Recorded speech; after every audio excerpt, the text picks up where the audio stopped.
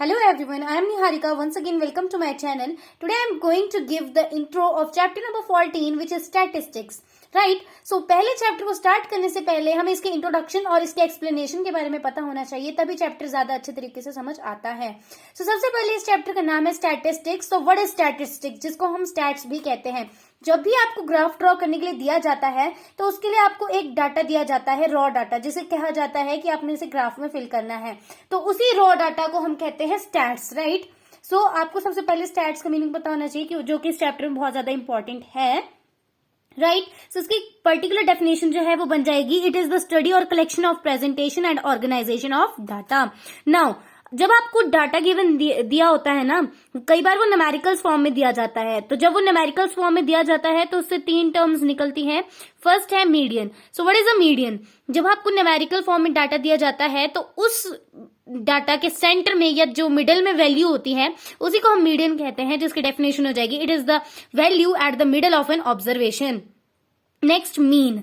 अब आपको बोला जाता होगा बहुत बार कि आपने इस ग्राफिकल डाटा का मीन निकालना है, एवरेज मीन निकालना है।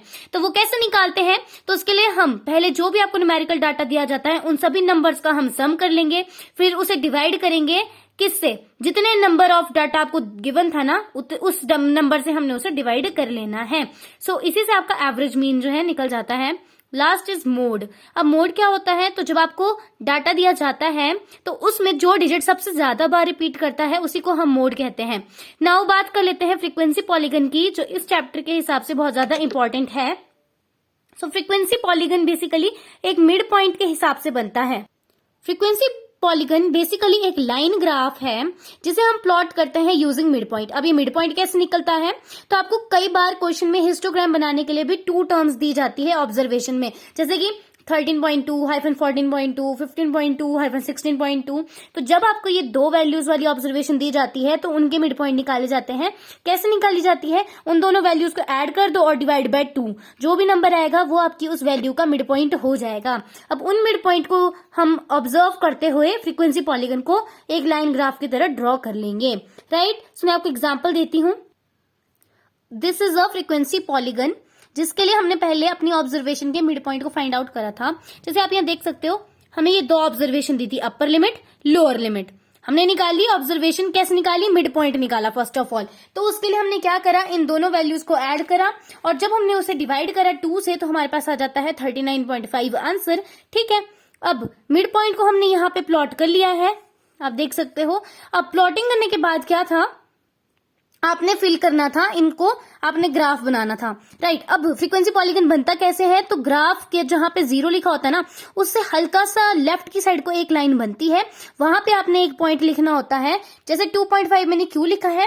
क्योंकि इन दोनों डिजिट्स के बीच का गैप है 2.5 का, तो यहाँ मैंने -2.5 लिख दिया और यहां से ग्राफ स्टार्ट होगा और एंड कहाँ होता है? जहां पे आपका लास्ट डिजिट गिवन होता है, आपका लास्ट मिड पॉइंट गिवन होता है, right. So this was the frequency polygon. अब हम डिस्कस कर लेते हैं हिस्टोग्राम के बारे में। सो बेसिकली हिस्टोग्राम रेक्टेंगुलर बार से बनता है जिसमें सारी बार्स एक साथ ज्वाइन रहती है। So this is a histogram. आप देख सकते हो इसमें डाटा जो है हमने प्लॉट करा है, कैसे? रेक्टेंगुलर बार्स के थ्रू, और वो बार सारी एक दूसरे के साथ जुड़ी रहती हैं। सेम एज बार ग्राफ भी ऐसा ही होता है, बट उसकी बार्स जो होती है अलग अलग होती है, वो जुड़ी नहीं होती है। This is your bar graph. तो मैंने आपको जितने भी ग्राफ्स के एग्जांपल दिए हैं वो मैंने आपको आपके एनसीईआरटी के बुक से ही दिए हैं। एक्सरसाइज के जो भी सॉल्यूशंस हैं उनकी वीडियोस भी जल्द ही आ जाएगी। तब तक के लिए please subscribe my channel. Till then bye bye.